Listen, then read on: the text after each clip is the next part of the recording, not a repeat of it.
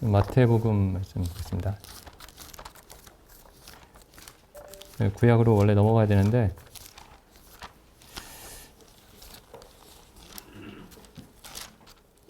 지난번에 살펴봤던 말씀에 계속 이어서 좀 더 살펴보겠습니다. 마태복음 18장이죠. 18장 15절. 내 형제가 죄를 범하거든 가서 너와 그 사람과만 상대하여 권고하라. 여기 그 15절에 보면 이제 제 성경에는 죄를 하고 그 밑에 각주가 있습니다. 4번하고 각주. 그래서 4번에 보면은 어떤 사본에 내게 죄를 범하거든 그렇게 돼 있어요. 내게 죄를 범하거든. 어떤 형제가 너에게 죄를 범하거든. 근데 문맥상 내게 죄를이 더 이제 어울리는 이제 번역입니다. 왜냐하면 그 밑에 보시면은 21절에 보면은 베드로가 이렇게 질문하죠. 그때에 베드로가 나와 가로되 주여 형제가 내게 죄를 범하면 몇 번이나 용서하여 주리까. 그리고 또 이게 그 내게 죄를이라고 15절에 그렇게 되어 있지 않아도 그 의미상 내게 죄를 범하거든 이 맞는 것 같아요. 왜냐하면 그 다음에 보시면은 내 형제가 죄를 범하거든 가서 너와 그 사람과만 상대하여. 그러면 이제 그 죄가 이 사람에게만 알려져 있다는 뜻이죠. 너에게만 알려져 있다는 뜻이니까, 물론 이제 그 한 사람에게만 그 사람의 범죄가 알려져 있다고 해서 반드시 그 한 사람에게 이 형제가 범죄한 것이다라고 볼 수는 없지만은 이제 그럴 가능성이 높죠. 특히 아까도 말씀드렸지만 21절에 내게 죄를 범하면이라고 베드로가 질문을 했기 때문에. 그다음 좀 계속 읽어보겠습니다. 내 형제가 죄를 범하거든 가서 너와 그 사람과만 상대하여 권고하라. 그러니까 이때는 지금 이제 나만 알고 있는 거죠. 저만 알고 있는 겁니다.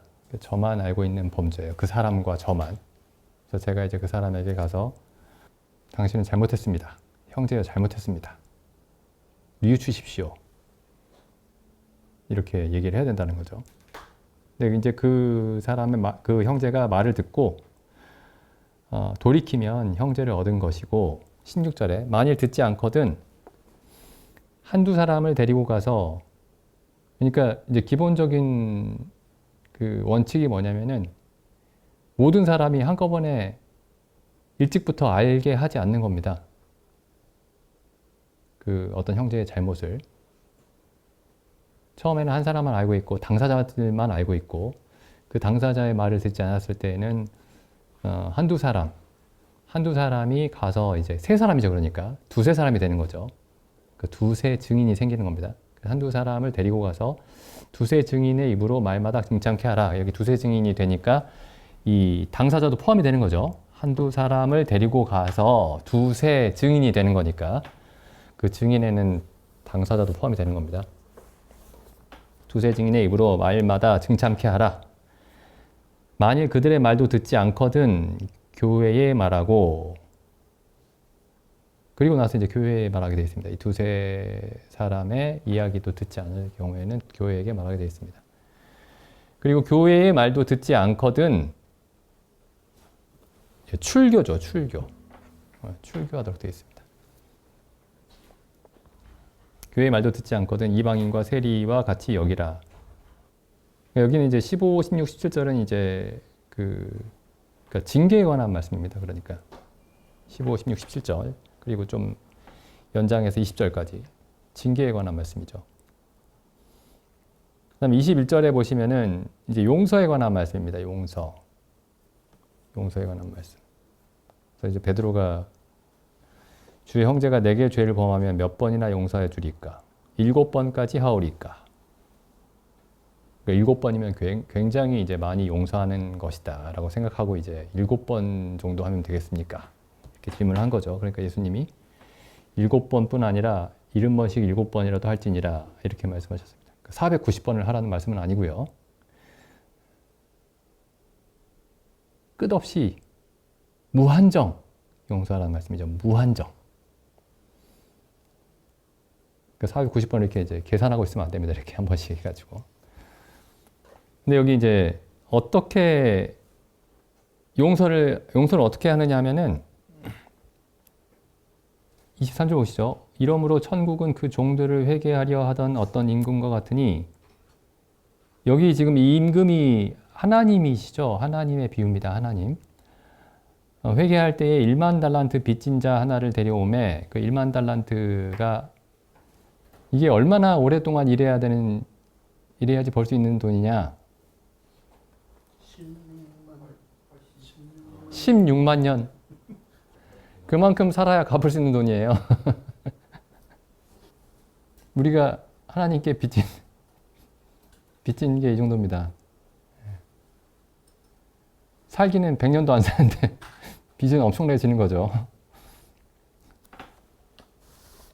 1만 달란트 빚진 자를 데려오면 이제 임금이 어떻게 얘기하냐면은, 나는 굉장히 부자라서 그냥 용서해 줄게. 그렇게 하지 않고 어떻게 합니까? 여기 갚을 것이 없는지라 주인이 명하여 그의 몸과 처와 자식들과 모든 소유를 다 팔아서 갚게 합니다. 다 못 갚죠. 그래도 다 못 갚는데, 그러니까 죽을 때까지 일하라는 거예요. 자기만 일하는 게 아니고 아내와 자식들과 모든 것들을 다 해서. 그러니까 어떻게 합니까? 이 종이 내게 참으소서 다 갚으리이다. 정신 못 차리는 얘기하고 있죠. 어떻게 다 갚죠? 이걸 다 못 갚습니다. 이거. 근데 좀 정신을 못 차린 것 같습니다. 이 사람이 다 갚겠습니다. 다급해서 그냥 아무 말이나 한 것인지 절대 못 갚죠. 절대 못 갚습니다. 이거. 아까 뭐 18만 년? 그 정도 살아야 갚을 수 있는 돈이에요. 그것도 한 푼도 안 쓰고. 그러니까 27절에 그 종의 주인이 불쌍히 여겨 놓아 보내며 그 빚을 탕감하여 주었더니, 그 종이 나가서 제게 100데나리온 빚진 동관, 그 100데나리온이면 이제 한 서너 달 정도 일한 돈이죠. 일해서 모을 수 있는 돈. 서너 달 정도 일해서 모을 수 있는 돈을 그 빚진 이제 친구 하나를 만나서 붙들매 목을 잡고 가로되 빚을 갚으라 하매, 그 동관이 또 어떻게 하죠? 똑같이 합니다. 엎드려 간구하여 가로되 나를 참아주소서 갚으리이다. 그러면 이제 불쌍히 여겨서 내가 내 주인에게 탕감받은 것이 얼마나 큰데 그에 비하면 아무것도 아닌 것을 내가 어떻게 용서하지 않을 수 있겠느냐 하면서 이제 용서를 해야 되는데, 그렇게 하지 않고 30절에 허락하지 아니하고 이에 가서 저가 빚을 갚도록 옥에 가두거늘 그 동관들이 그것을 보고 심히 민망하여 주인에게 가서 그 일을 다 고하니, 이에 주인이 저를 불러다가 말하되 악한 종아, 내가 빌기에 내가 네 빚을 전부 탕감하여 주었거늘.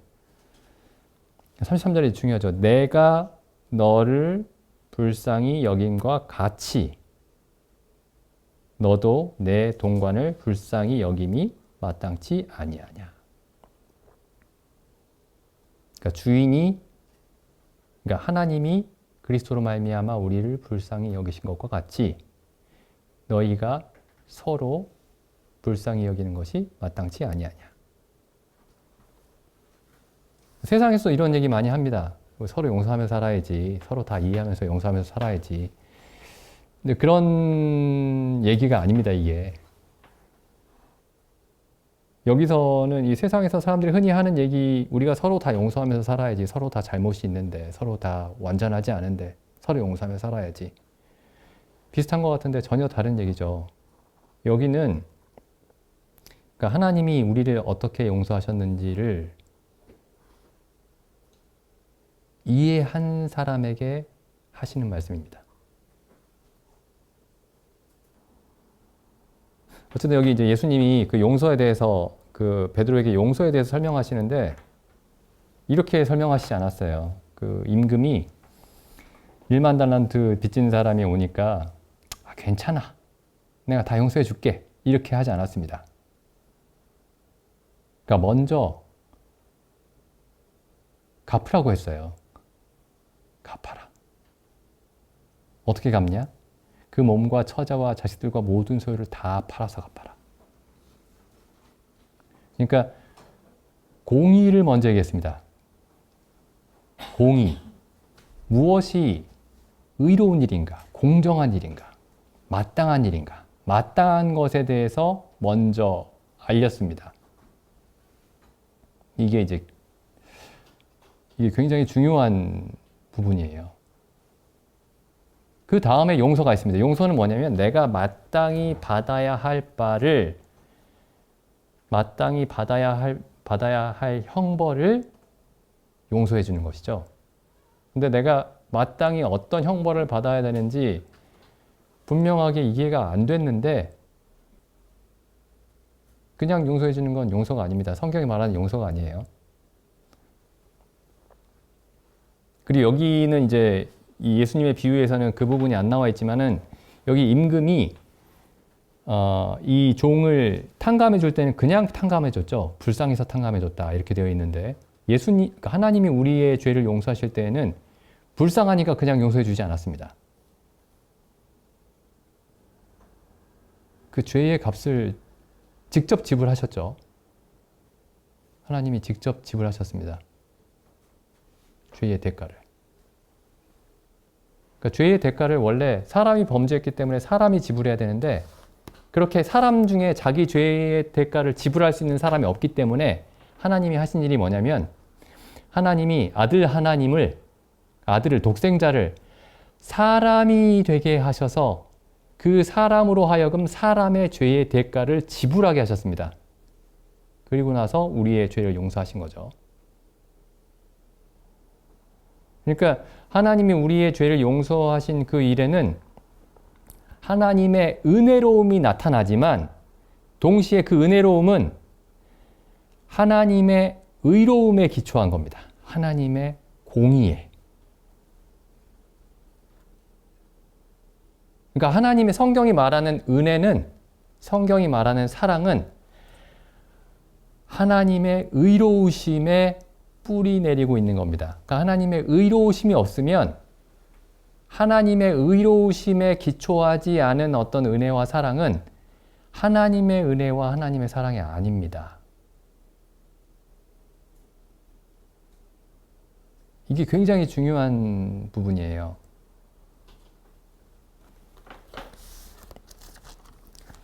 여기 로마서 말씀 한번 가보겠습니다.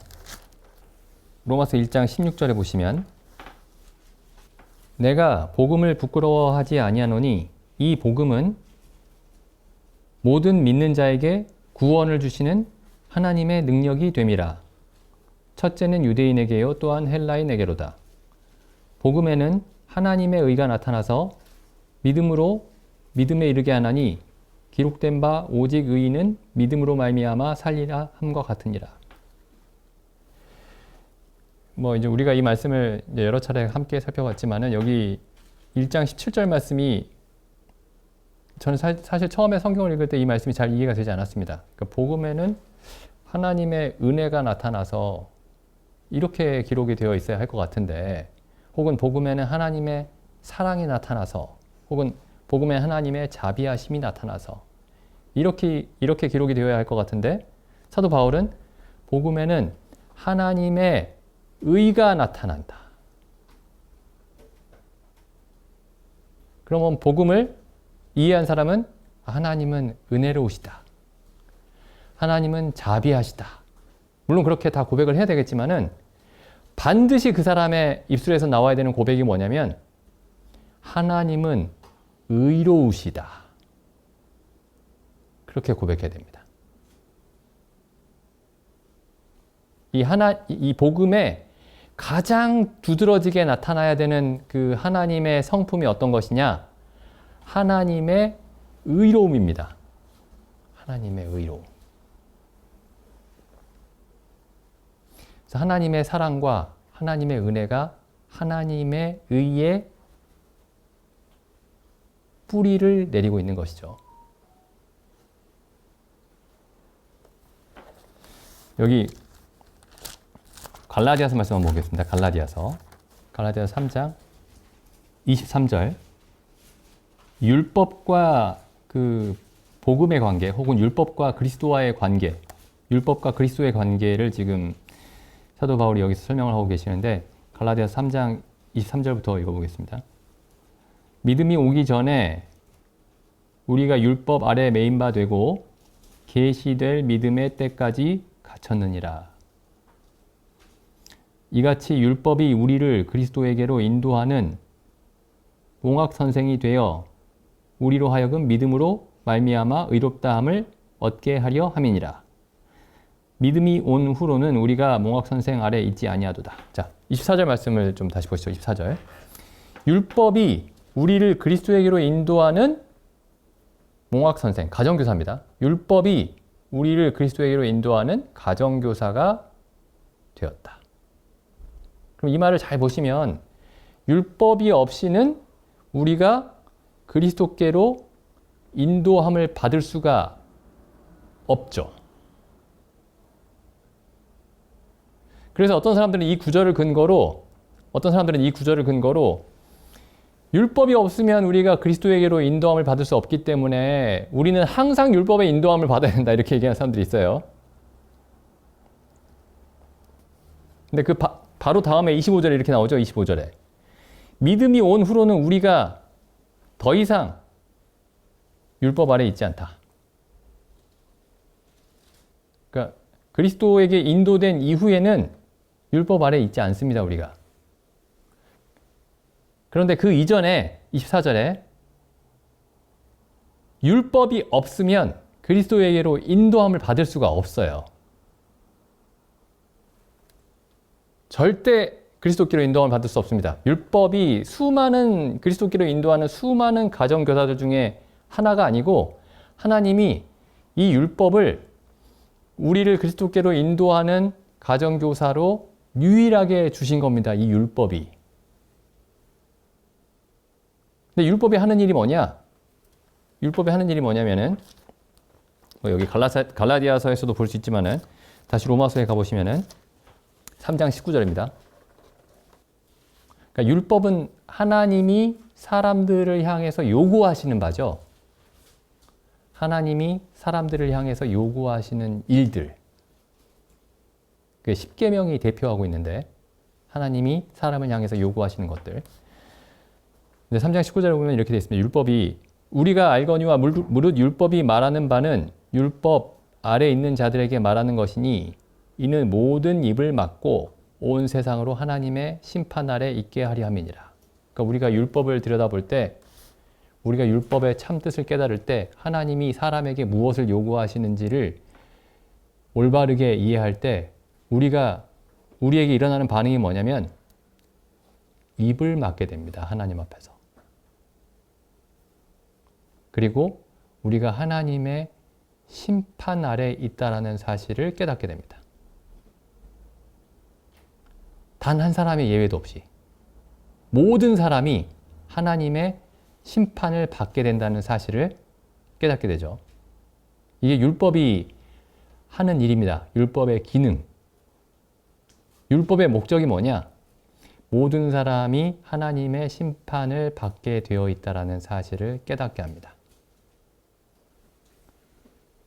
그러니까 사람이 내가 율법을 지킴으로써 하나님 앞에 인정을 받을 수 있다 라고 생각할 수 있는 사람이 없다는 말씀이죠.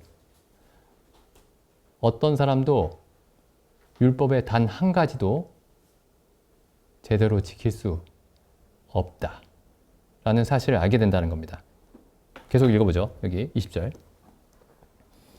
그러므로 율법의 행위로 그의 앞에 하나님 앞에 의롭다 하심을 얻을 사람이 없으니 율법을 지킴으로써 하나님 앞에서 의롭다함을 얻을 수 있는 사람이 단 한 사람도 없다. 왜냐하면 율법으로는 자기가 죄인임을 깨닫게 되기 때문이죠.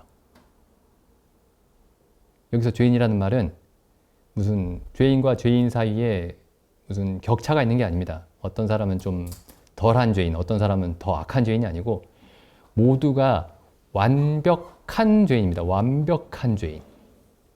하나님이 선한 것을 조금이라도 찾아볼 수 없는 그 의로움과 선함이라는 것은 조금도 발견할 수 없는 완벽한 죄인.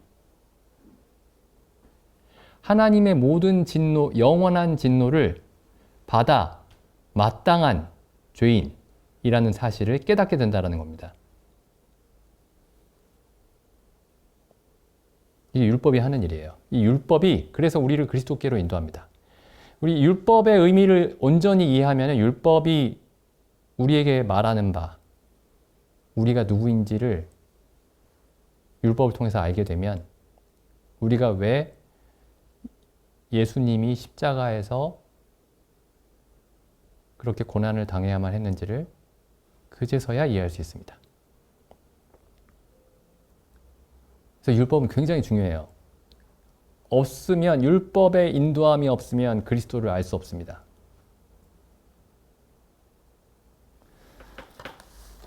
그래서 이 율법이 이제 온 세상으로 하나님의 심판 아래 있게 한다 이렇게 되어 있는데 여기 뒤에 보면은 로마서 4장이죠. 4장에 보면 또 이런 말씀이 있습니다. 4장 15절 율법은 진노를 이루게 하나니.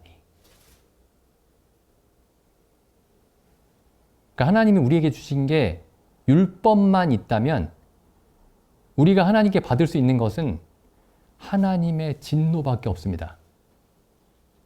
그러니까 하나님이 세상에 율법만 주시고 더 이상 아무것도 주지 않으셨다. 그러면 사람들이 하나님께 받을 수 있는 것은 율법을 지킴으로써 상을 받는 게 아니고 모든 사람이 하나님께 받을 수밖에 없는 것은 하나님의 진노뿐입니다. 하나님의 진노뿐이에요. 그러니까 사람들이 내가 무엇이 옳은 일이고 무엇이 그른 일인지 그걸 알기만 한다면 그것으로서 내가 올바른 삶을 살 수 있다라고 생각하는 건 굉장히 큰 착각이에요. 무엇이 옳은 것이고 그른 것인지를 알려주는 율법만 우리에게 주어져 있으면 모든 사람이 하나님께 받을 수밖에 없는 것은 영원한 진노뿐입니다. 그래서 이제 율법이 하는 일이 뭐냐면 아까 갈라디아서에서는 이렇게 말씀하셨죠. 율법이 우리를 그리스도께로 인도한다. 근데 우리 방금 로마서에서 읽은 말씀들을 요약을 하면은 율법은 우리에게 우리가 하나님 앞에서 온전한 죄인임을 깨닫게 하고 또 우리가 하나님의 심판 아래 있다는 사실을 깨닫게 하고 또 우리가 하나님의 영원한 진노 아래 있다는 사실을 깨닫게 합니다. 그래서 여기 율법은 진노를 이루게 한다라는 이 로마서 지금 4장 15절의 말씀을 좀 기억하면서 다시 로마서 1장 18절로 돌아가 보시죠. 로마서 1장 18절. 하나님의 진노가 불의로 진리를 막는 사람들의 모든 경건치 않음과 불의에 대하여 하늘로조차 나타나나니. 사도 바울이 그 복음에 대해서 이제 본격적으로 설명하는 게 이제 1장 18절부터입니다. 1장 17절까지는 서론이고요. 머릿말입니다. 로마서에. 복음을 본격적으로 설명하기 시작하는 곳이 1장 18절부터인데 처음 시작이 무엇으로 시작을 하냐면은 하나님의 진노에 대해서 말하기 시작합니다. 지금 사도 바울이 하고 있는 일이 뭐냐면 율법을 통해서 우리를 그리스도께로 인도해 가고 있는 거예요. 율법 아래서 모든 사람이 자기의 죄를 깨닫고 모든 사람이 하나님의 심판 아래 있고 모든 사람이 하나님의 진노 아래 있다는 사실을 증명해 가고 있는 겁니다. 그러니까 율법이라는 몽학 선생을 지금 여기에 데리고 들어온 거예요.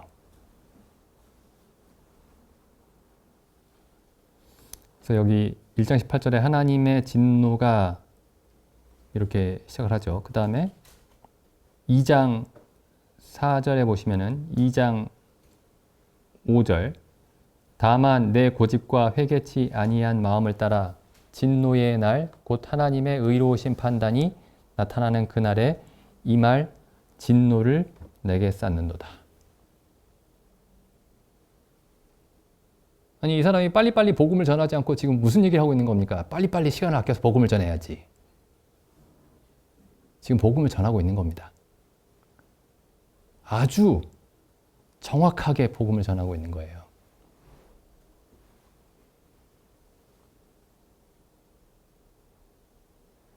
예수님을 믿지 않으면 안 되는 상황 속으로 몰아가고 있는 겁니다. 모든 사람을.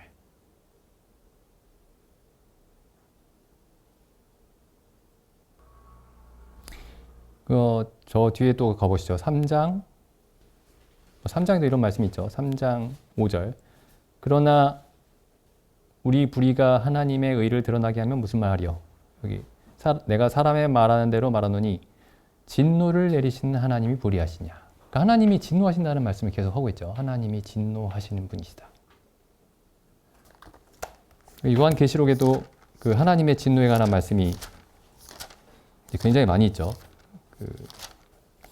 그 요한계시록 5장에 보면 이제 그 3장까지가 이제 7교회에게 보내신 편지고, 그 다음에 4장이 하늘의 그 예배 광경을 기록하고 있고, 5장에서 이제 하나님이 이제 오른손에 책을 갖고 계시죠. 5장 1절에 책을 가지고 계십니다.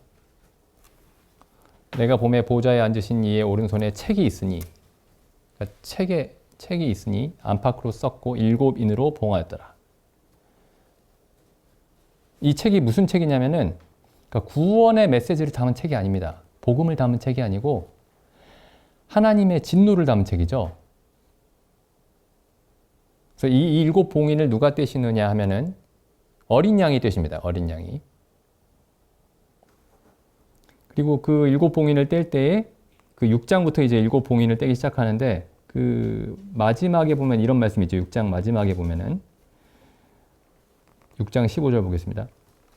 땅의 임금들과 왕족들과 장군들과 부자들과 강한 자들과 각 종과 자주자가 굴과 산 바위 틈에 숨어 산과 바위에게 이르되 우리 위에 떨어져 보좌에 앉으신 이의 낯에서와 어린 양의 진노에서 우리를 가리우라. 그들의 진노의 큰 날이 이르렀으니 누가 능히 서리요. 이 7 봉인의 주제는 뭐냐면 어린 양의 진노입니다. 하나님의 진노. 어린 양은 처음에 구원하러 오시고 두 번째 오실 때에는 하나님의 진노를 나타내기 위해서 오십니다. 처음에 오셨을 때는 하나님의 구원을 이루기 위해 오셨고, 두 번째 오실 때에는 하나님의 진노를 이루기 위해서 오십니다. 쭉 넘어가서 나중에 한번 그 요한계시록을 쭉 읽어보시기 바랍니다. 여기 14장 6절 보겠습니다. 14장 6절. 또 보니 다른 천사가 공중에 날아가는데 땅에 거하는 자들 곧 여러 나라와 족속과 방언과 백성에게 전할 영원한 복음을 가졌더라. 그가 큰 음성으로 가로되 하나님을 두려워하며 그에게 영광을 돌리라. 이는 그의 심판하실 시간이 이르렀음이니라. 그 다음 8절에 보시면 이런 말씀 있죠. 또 다른 천사 곧 둘째가 그 뒤를 따라 말하되 무너졌도다 무너졌도다 큰 성 바벨론이여 모든 나라를 그 음행으로 인하여 진노의 포도주로 먹이던 자로다. 10절 그도 하나님의 진노의 포도주를 마시리니 그 진노의 잔에 섞인 것이 없이 부은 포도주라. 이 진노에 관한 얘기는 아무도 좋아할 만한 얘기가 아닙니다. 그러니까 사람들이 잘 말하지 않는 얘기기도 하고요. 15장 1절에 보시면 이런 말씀이 있죠. 또 하늘에 크고 이상한 다른 이적을 보매 7 천사가 7 재앙을 가졌으니 곧 마지막 재앙이라. 하나님의 진노가 이것으로 마치리로다. 5절 보시죠. 또 이 일 후에 내가 보니 하늘의 증거 장막의 성전이 열리며 7 재앙을 가진 7 천사가 성전으로부터 나와 맑고 빛난 세마포 옷을 입고, 이게 마지막 하나님의 진노가 마지막으로 나타나는 겁니다. 요한계시록에서. 7 재앙을 가진 7 천사가, 7은 완전한 숫자죠. 7 천사가 성전으로부터 나와 맑고 빛난 세마포 옷을 입고, 그러니까 뭐 무시무시하고 막 그 피가 뚝뚝 떨어지는 막 그런 옷을 입고 나온 게 아닙니다. 까만 옷을 입고 나오는 게 아니에요. 맑고 빛난 세마포 옷을 입고 금띠를 띠고 왔습니다. 하나님의 진노를 담은 천사들이.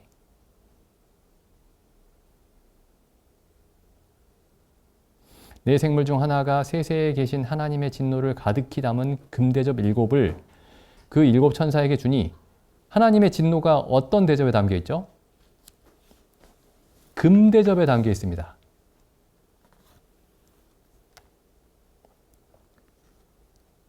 하나님의 영광과 그 7 천사에게 주니 하나님의 영광과 능력을 인하여 성전에 연기가 가득 차게 되매 7 천사의 7 재앙이 마치기 전까지는 성전에 능히 들어갈 자가 없더라.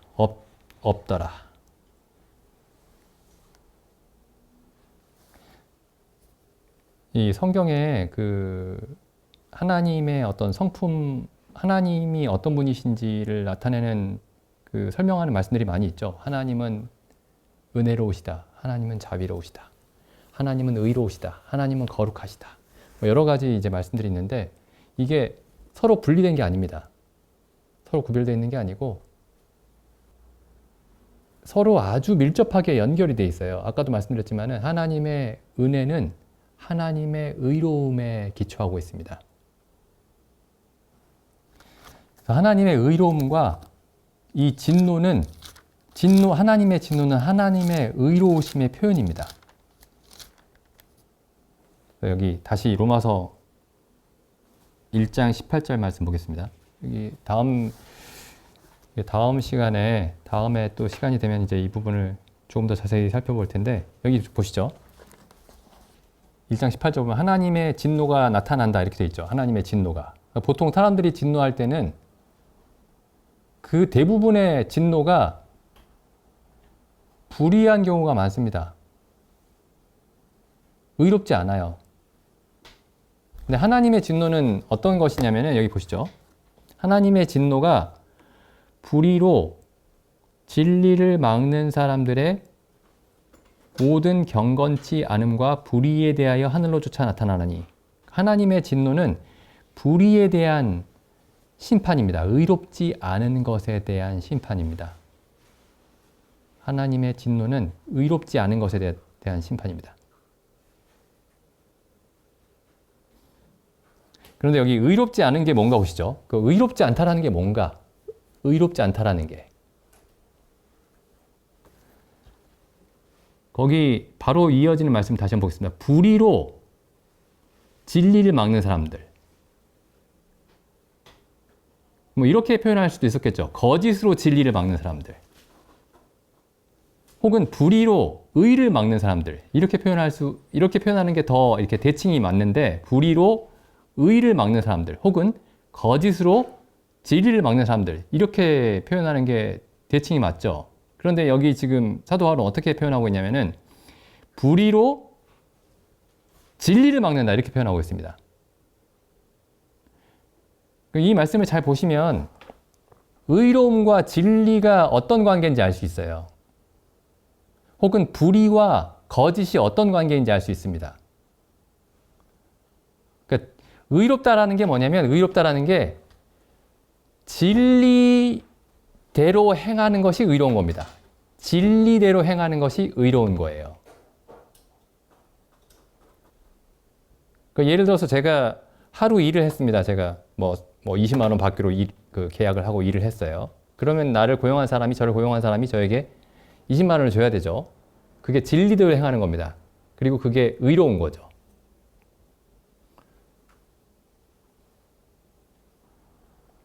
그래서 하나님의 진노가 지금 무엇에 대해서 말씀하고 있냐면은 진리에 대해서 말씀하고 있는 겁니다. 진리에 대해서. 그러니까 무엇이 참된 것이냐, 무엇이 앞뒤가 맞는 것이냐, 그러니까 우리는 이제 보통 복음에 대해서 설명할 때 그 복음을 하나님의 사랑이라고 설명하면서 뭔가를 정확하게 따져보기보다 무엇이 앞뒤가 맞는 것입니까? 무엇이 진리입니까? 를 따지기보다 내 마음이 편안하냐? 그 이야기가 우리 마음에 위로를 주느냐? 저 사람을 안심시키느냐? 근데 복음은 물론 우리에게 위로를 주고 우리를 안심시킵니다. 그런데 무엇을 통해서 안심을 시키느냐면은 진리를 통해서 안심시킵니다. 그냥 안심이 되는 말을 해서 안심을 시키는 게 아니고 진리를 말해줌으로써 안심을 시키는 겁니다. 그러니까 우리가 누군가에게 복음을 전하거나 혹은 우리 자신이 복음을 이해할 때 그 가장 근본에 무엇이 있어야 되냐면은 진리가 있어야 됩니다. 진리. 무엇이 맞는 것입니까? 무엇이 옳은 것입니까? 무엇이 참된 것입니까?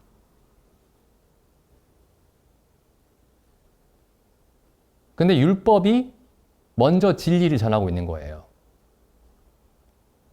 율법이 뭘 말하냐면은 사람이 하나님의 사람을 향한 모든 의롭고 정당한 요구를 사람은 단 하나도 충족시키지 못한다. 그게 진리입니다. 우리 자신에 대한 참된 모습이에요.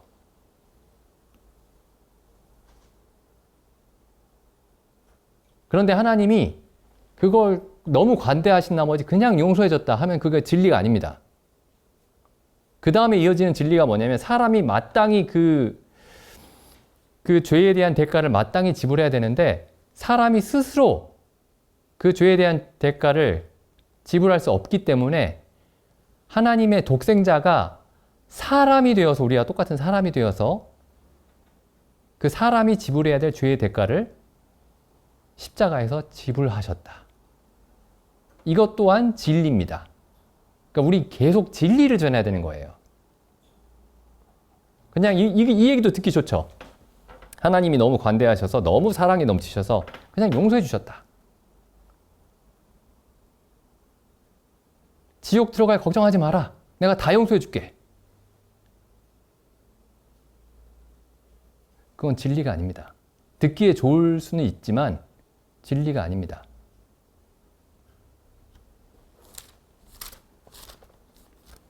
요한복음 말씀 보시죠. 예수님에 관한 말씀이죠. 1장 처음이. 1장 4절에 보시면은 그 안에 생명이 있었으니 이 생명은 사람들의 빛이라. 예수님 안에 생명이 있었습니다. 예수님 안에 삶이 있었죠. 삶이라고 바꿔볼게요. 삶이 있었는데 그 삶은 빛, 그러니까 사람들에게 무엇이 참된 것인지를 나타내셨습니다. 무엇이 참인지를 나타내신 거예요. 그러니까 이 생명은 처음에 무엇으로 우리에게 다가오느냐면은 무엇이 진리인지를 밝혀주는 것으로서 우리에게 다가옵니다.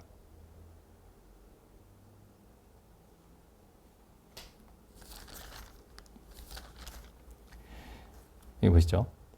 요한복음 3장 20절, 3장 19절 보시죠. 3장 19절. 그 정죄는 이것이니 곧 빛이 세상에 왔을 때 사람들이 자기 행위가 악함으로 빛보다 어두움을 더 사랑한 것이라. 이 빛이 진리의 어떤 상징입니다. 빛이. 그러니까 보이지 않는 것을 보게 해주는 것이죠. 빛이.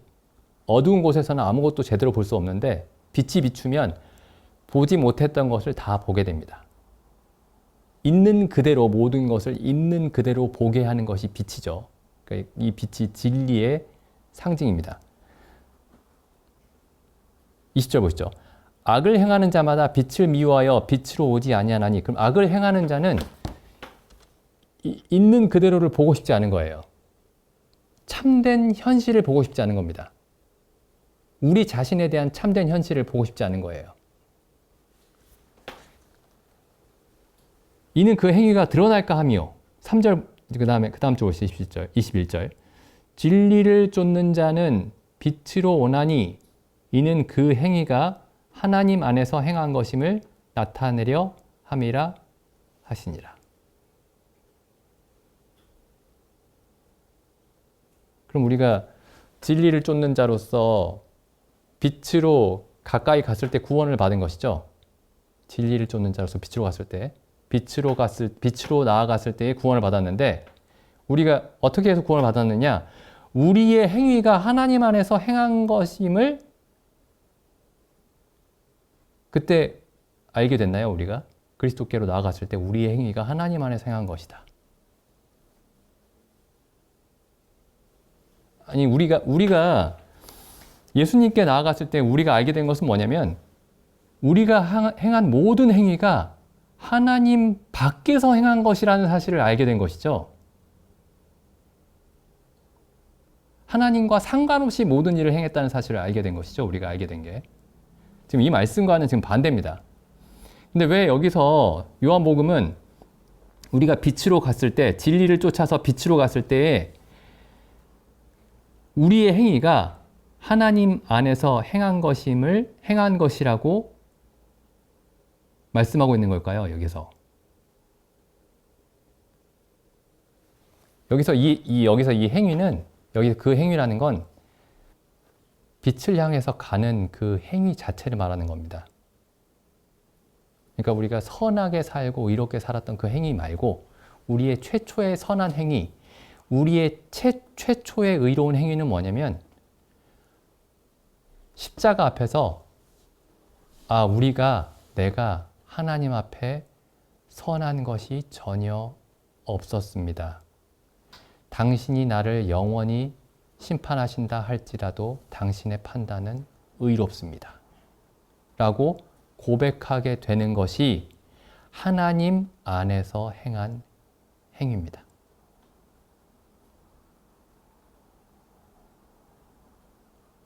그래서 우리가 지금 복음을 알게 된 게 어떻게 알게 된 것이냐?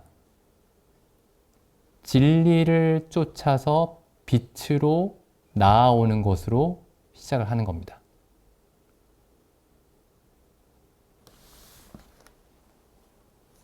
그래서 진리가 처음에 우리에게 알려주는 것이 우리가 값없이 의롭다함을 얻었다라는 사실을 먼저 알려주는 게 아니고, 우리가 하나님의 앞에 저주와 심판 아래 있고 하나님의 진노 아래 있다라는 사실을 먼저 알려줍니다. 그리고 나서 이 진리는 십자가에 달린 예수님이 왜 그렇게 십자가에 달리셔야 하는지를 우리에게 알려주신 것이죠. 그래서 율법이 우리를 그리스도께로 인도하는 몽학선생이 된다. 그 말씀의 의미를 깊이 생각해 봐야 됩니다. 저도 로마서 처음 읽을 때 하나님의 진노가 나타나서 할 때 그 1장부터 3장까지는 그냥 넘어갔어요, 이거. 그러니까 모든 사람이 죄인이란 얘기지? 그냥 넘어갑니다. 모든 사람이 죄인인 건 누구나 다 알지. 거기가 근데 그냥 넘어갈 장이 아니에요. 거기에 그냥 넘어가면 우리가 그리스도께로 제대로 갈 수가 없습니다.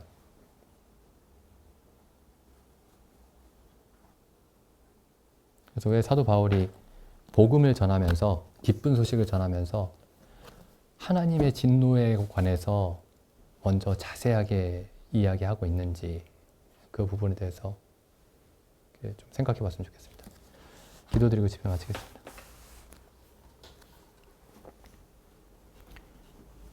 하나님 아버지, 참 십자가에 못 박힌 강도가 참 우리가 이와 같은 보응을 받는 것이 참 우리가 행한 일에 마땅한 일이었다고 그렇게 고백하게 하셨음에 감사드립니다. 참 저희가 복음을 알지 못했을 때 참 우리가 어느 정도 선하고 의로운 자인 줄 알았사오나, 참 십자가에 못 박히신 그리스도 앞에서 참 저희가 도저히 하나님 앞에 설 수 없는 자임을 먼저 알게 하셨음에 감사드립니다. 그리고 그 사실을 항상 저희로 보게 하심에 감사드립니다. 참 사도 바울의 말씀처럼 그리스도의 십자가가 저희 눈앞에 항상 밝히 보인다는 그 말씀으로 인해 감사드립니다. 참 저희가 본래 하나님 앞에서 어떠한 자이었사옵고 또한 이제 그리스도로 말미암아 저희가 얼마나 값없이 의롭다 하심을 얻은 자가 되었는지 저희에게 항상 말씀해 주심에 감사드립니다.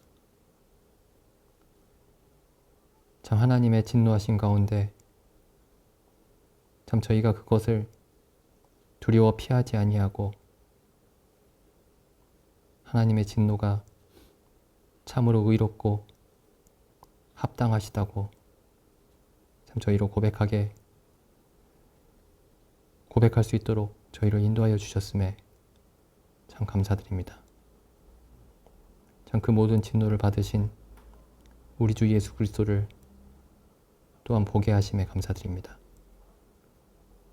참 저희로 항상 이 진리 가운데서 걷게 하여 주옵시고 참 오직 진리를 따라 걷게 하여 주시옵소서. 이 모든 말씀을 우리 주 예수님의 이름으로 기도드립니다. 아멘.